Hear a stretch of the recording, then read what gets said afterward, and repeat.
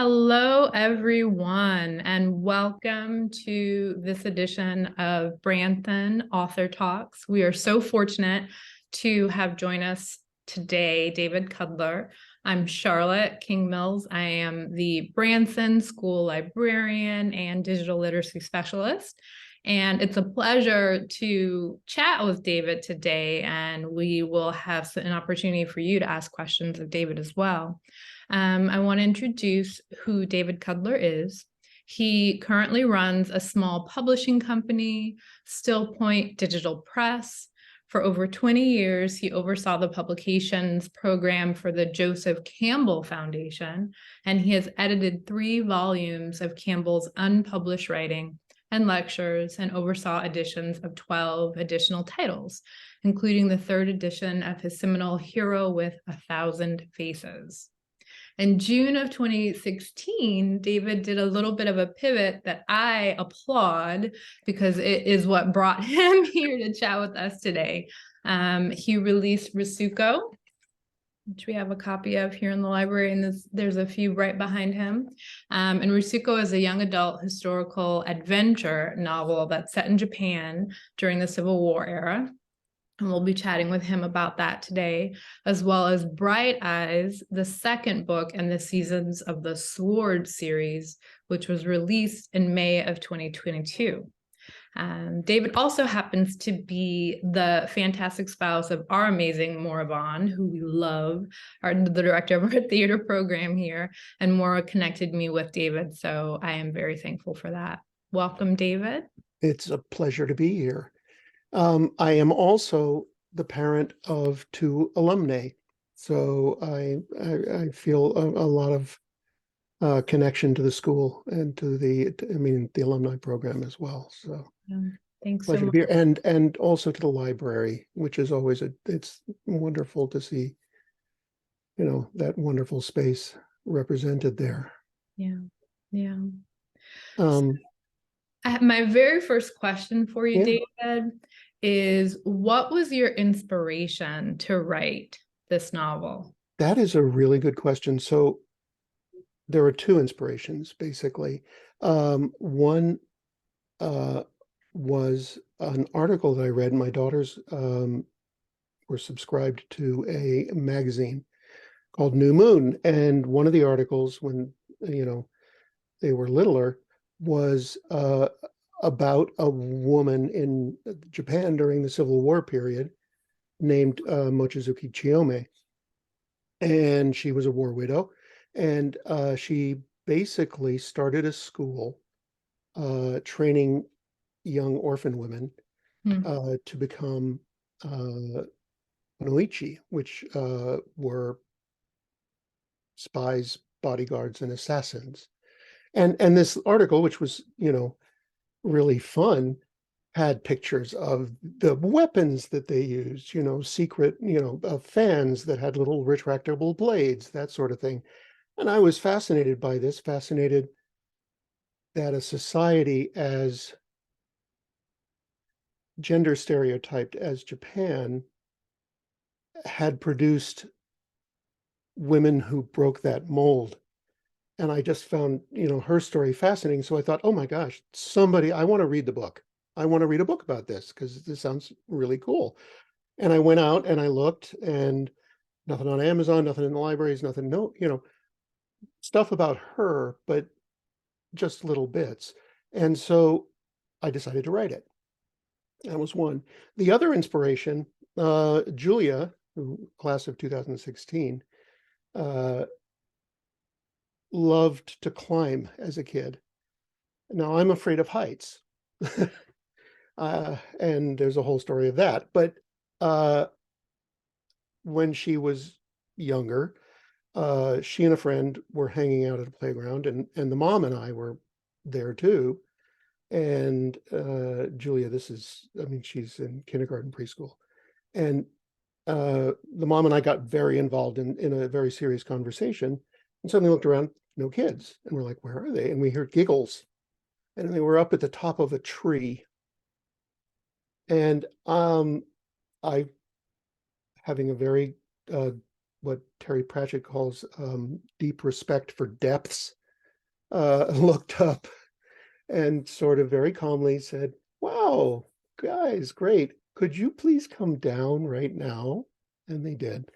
But I was thinking about Lady Chiyomi and trying to think, okay, I want to write her story, but I want it to be something that's accessible. I wanted it to be for young women. And so I thought the point of view character should be a young woman. Well, what's she going to be like? And then I had the image of her up in the tree. Um, and the rest of the story has flowed from there. Um, so, I mean, in terms of inspiration, um, those are the two main things. The other thing is my parents, before I was born, lived in Japan for 3 years. My dad served in the U.S. Air Force and was stationed there. And um, they loved Japan. They were fascinated, I mean, by the culture, by the people. And so growing up for me, I grew up in a house in California that was full of Japan. And so, I grew up reading Japanese folktales and stories, the Peach Boy, Momotaro, and the stories of Judge Oka, and all of these wonderful stories. So that was very much a part of my uh, growing up. So I've always been fascinated by Japan. That was sort of the other real inspiration. Um, Thank you for that. hmm, One thing that I really enjoyed about this book is that it kind of crosses multiple genres. Like it's not just historical fiction, it's not just young adult, it's not just adventure, and there's even a little bit of fantasy that's kind of interwoven throughout the mhm. novel. I'm wondering if you can talk to us about whether or not this was an intentional choice, or if it's just Um, the story kind of it unfolding. was intentional. It was intentional.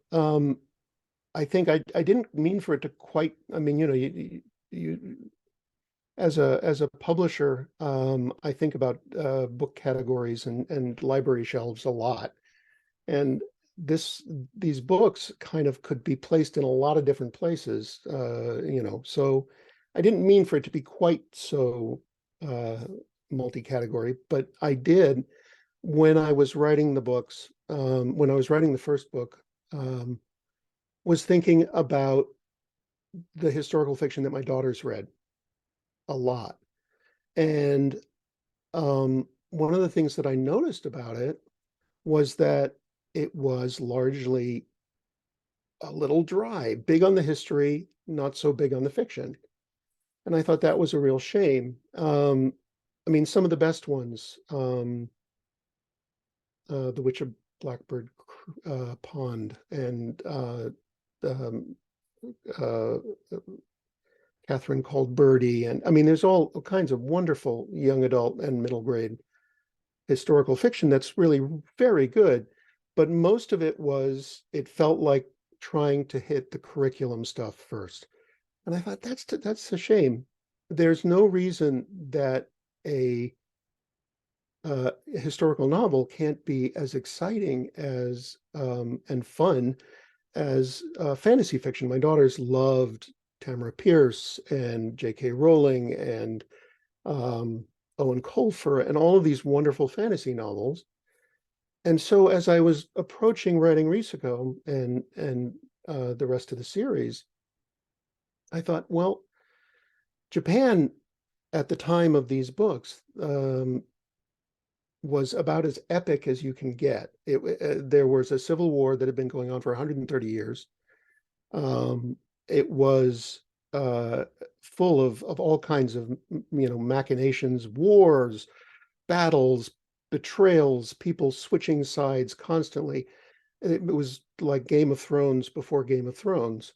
Um, and the culture of Japan is such that um, the Shinto religion, you get the belief in spirits that is very deeply ingrained in the culture. You think of movies like a lot of the Studio Ghibli movies, for instance, my neighbor Totoro and um, uh, Spirited Away.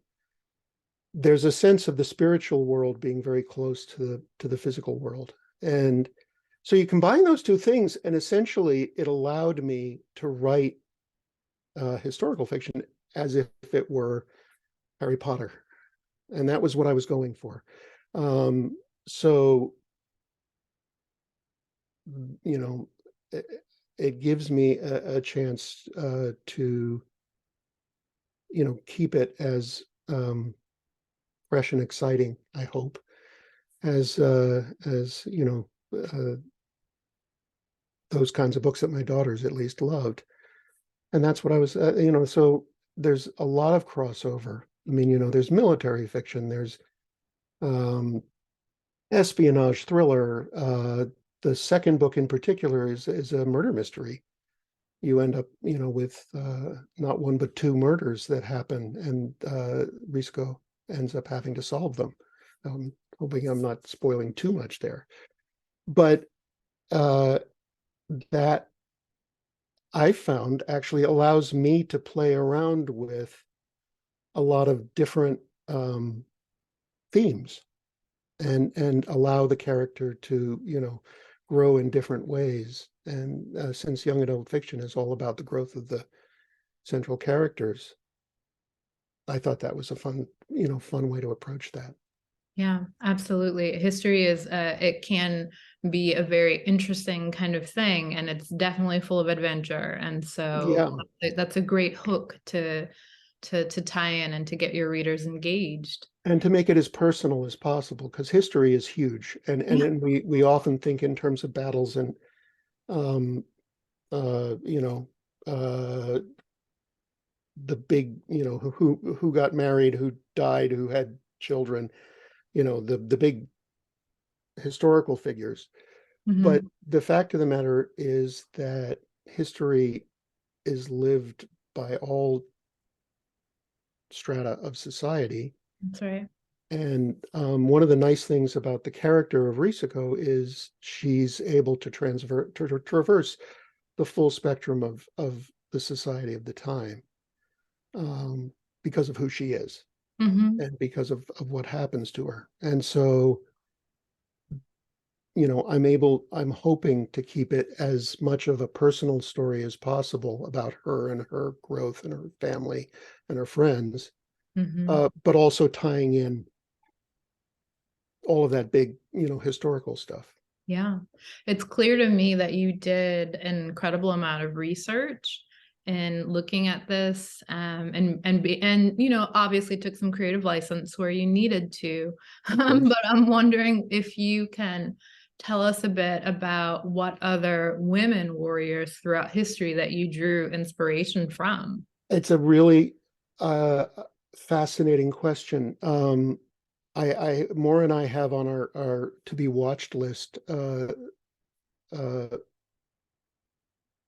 um, The Woman King.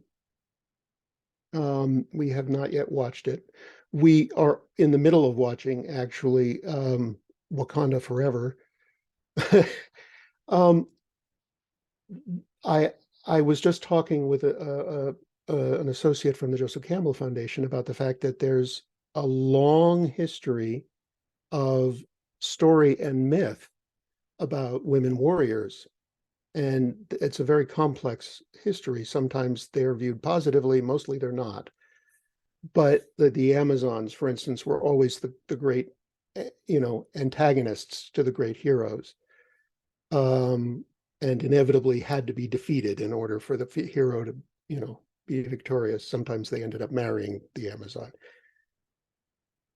But science recently, um, and history over the last 50, 100 years has shown us that not just famous warrior women like Boudica in the English queen, who fought against the Romans with her troops, Joan of Arc. That's those sorts of characters we knew about, and they kind of were part of our mythology. But um, we have records of, lots and lots of women who fought in the Civil War dressed as men. We've discovered, and this is current science is now showing us, a lot of the graves that anthropologists had found, particularly of Bronze Age and Neolithic people, they would identify them as male, the body as male, because it was in armor and had a sword or a spear or something like that. They're discovering now, because of DNA, that a good proportion of these, people, I mean, sometimes as high as 30 and 40% were female. And it's really shifting, I think, the view of what women's relationship to battle and power and war have always been.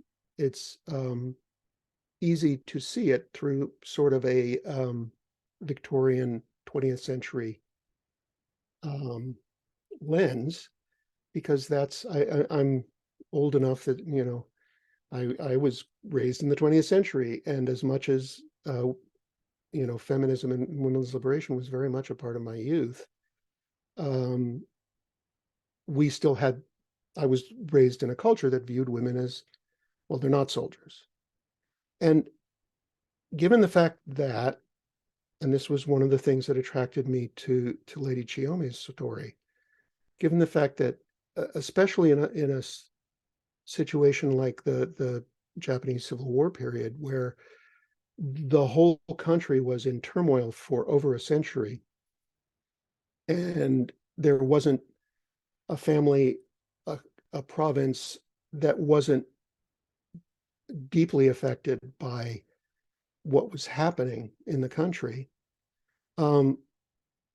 It seems perfectly reasonable that women would want to do what they could to bring an end to this, mess, and to bring an end to it in a way that they felt represented what they wanted.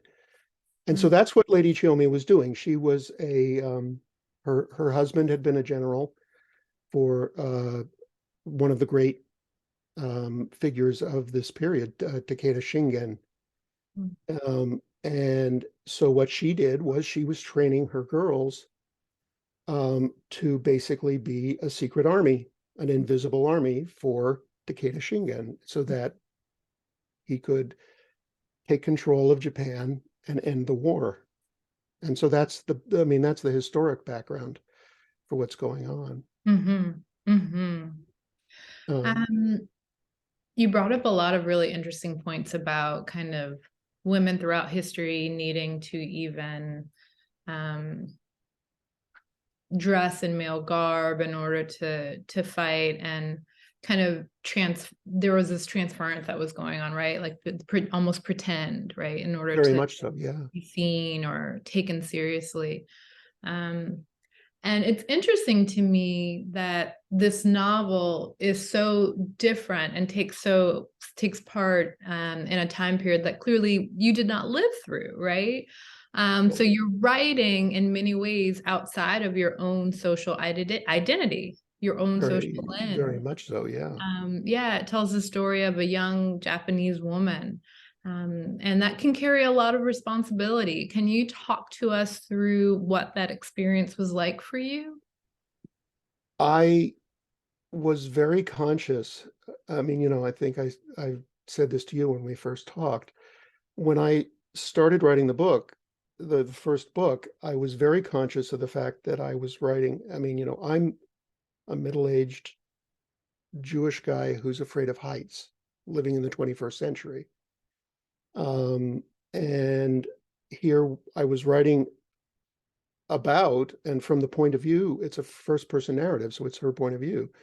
And so I'm writing from inside the head of a young Japanese girl in 1570, 71, who loves nothing more than to be as high up off the ground as she can get. And in each of those cases, anytime I write, like Maura, I met Maura in the theater. I was an actor. I was always a writer, but I acted as well as, for a living. And one of the things that as I write, I know that I love to do is to get into the head of whatever character it is. One of the things that we were taught as young actors was that every character that you play is an aspect of yourself that you don't normally turn outward. And so as I approached writing Risuko, as I approach writing any character that I write, it's an exercise in imagination and also empathy, because I have to respectfully and as carefully as I can place myself in their shoes and look through their eyes and understand the world as they understand it. And I will say, writing from the point of view of a young woman is a challenge. I have two daughters, so they were a helpful mirror for me. But in some ways, writing about the 16th century, I mean, there's nobody alive today who has that experience. And so the best that I can do is, as you say, do a lot of research, find out about what was going on, and do my best to understand what the actual day-to-day life was. That was the hard part, like I said, finding battles, who won the battle, who married who, that's easy. But finding out what they ate for breakfast, that's hard. And so getting myself and in my imagination into that place was a challenge, but B, also very exciting and Yeah. interesting. And what they ate for breakfast, all of those details, those small details, that's what makes a novel rich, right? Like that is Yeah. what brings life to a time period that we want as readers to discover.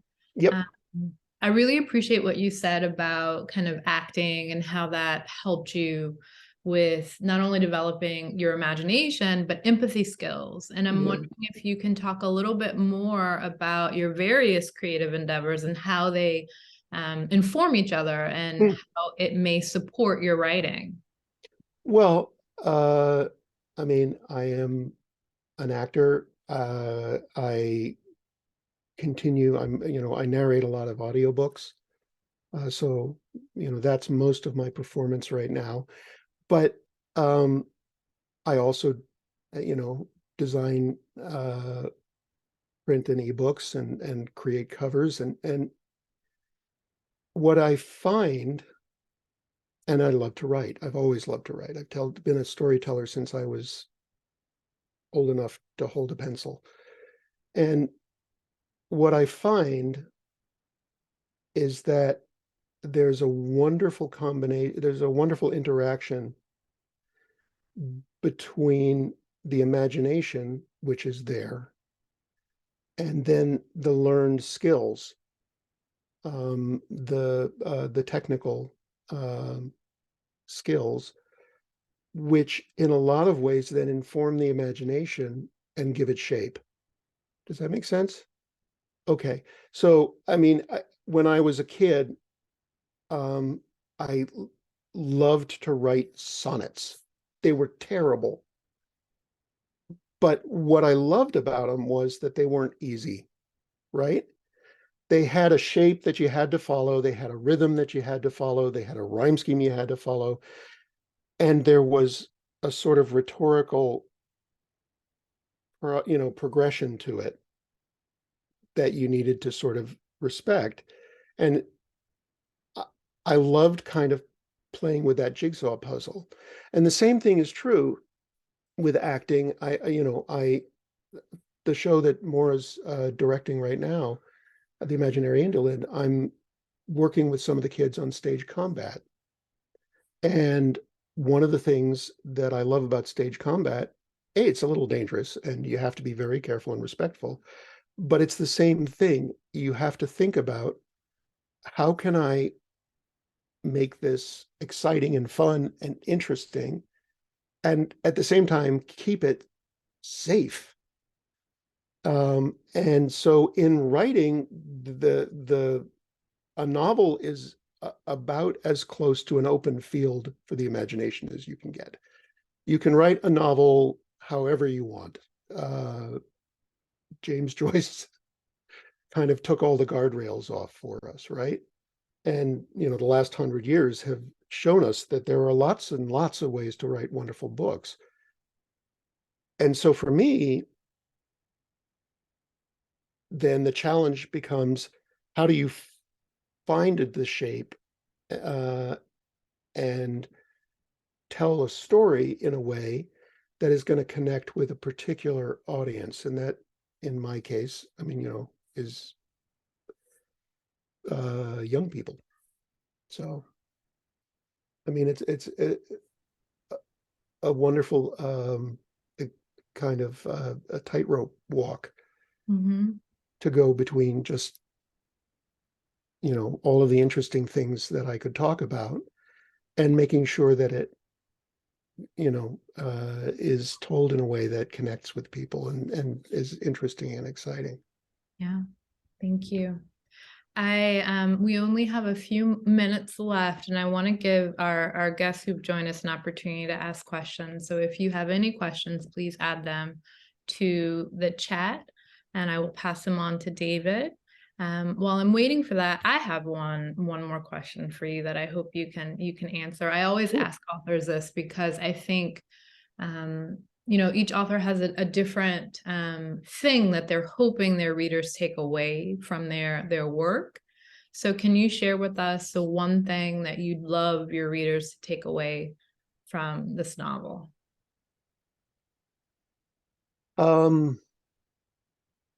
If it was going to be one thing, it would be that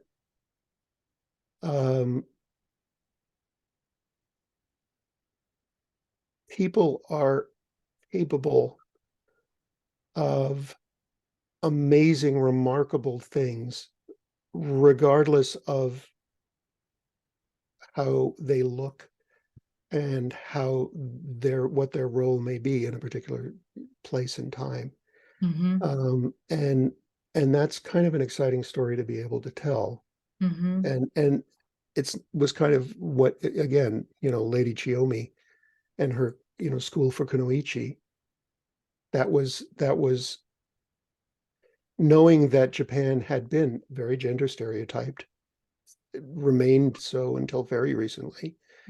And that yet here were these women doing these very unladylike things, and that was a cool story to tell. Very cool. And so I'm enjoying being able to play with that. Very cool. Yeah. We did get a question from one of our attendees, so I want to ask you this. Could you please talk about your decision to publish your novels? If you didn't own your own publishing company, might you have chosen to publish your novels with another company? Okay. And is the marketing fun or is it a burden? Oh, these are very good questions. So the first thing that I'm going to say is that I initially had every intention of going the traditional commercial route. My publishing company, I have over 100 books by 25 authors. So it's not just me, but I initially was looking at your predecessor, actually, Brenda Brown, was wonderful, and read some of the first drafts of Risuko. And in fact, she and her husband are a lot of the reason the book got finished, because I got stuck for a period of time. And they kept asking me, how's it end? And I kept saying, well, I can give you the outline. No, we want to read it. Okay, fine, I'll finish the book. And they then called me up and said, hey, a former student of the husband, Donald Brown's, who he had been an English teacher at Redwood. And he had a former student who was getting started as a literary agent. And so he said, do you mind if we pass this along? And I'm thinking, literary agent, all you need to do to call yourself literary agent is say, hi, I'm a literary agent. So I thought, yeah, sure, fine, pass it along. A couple of weeks later, I get an email from Danielle Svetkov, who's actually a very professional literary agent attached to a wonderful agency. And she was a real help in helping me think about and shape the final draft of the first book, and represented it. And we tried to sell it for 2 years to a number of publishers. This is not uncommon. It's not at all. And Not at all. what was a little uncommon is that at the end of 2 years, I had started my own publishing company in 2012, which was after Danielle and I had started, shopping Risuko around. And we were getting a lot of, wow, not this year. It's really interesting. Gee, it doesn't quite fit our line right now, but could you bring it back to us? That sort of thing. And after 2 years, I finally turned to Danielle and said, hey, I know a publisher who wants to publish the book. And she said, who? And I said, me. And so what then happened is that I had to figure out all of the fun stuff that you're talking about, marketing, but also things that are no fun, like distribution and, what formats did I want to release it in, creating those different editions and making sure that people could buy them, having a website, having all of the things that go into it. I had been doing that for the Campbell Foundation for a number of years. And that was when I started Still Point. That was my, thought. Well, I'm a one-man publishing company already for the Campbell Foundation. Why not start an actual publishing company? Yeah. I wouldn't say it's fun, marketing, publicity, advertising. I was right before we got on today, I was having to deal with an ad that I had placed that wasn't working. And so I had to look at why wasn't it working. It is a wonderful thing because it uses a completely different part of your brain. Yeah. It requires you to think, as one does as a novelist, about, or any kind of writer, about your audience. Yeah. But you have to think about them in a much more specific way. And so I think that's a good thing. I feel like it's made me a better writer and allowed me to continue to grow. But I don't love marketing, no. Thank you for I that. would rather just write. I hear you. Thank you for that answer, and for the attendee that posed the question. We're a few minutes over, and I want to thank you so very much for joining us, David. This has been a fantastic conversation. I've really enjoyed chatting with you. Likewise. Thank you. And I'm going to offer this. I'm not sure if this is true, but I'm offering, if guests have continued questions, or if they think of additional questions, that they can share them with me via email, and I can maybe pass them on to you, David. That would be wonderful. Okay, that sounds good. Thanks so much for joining us, everyone. Take care. Bye. Bye-bye.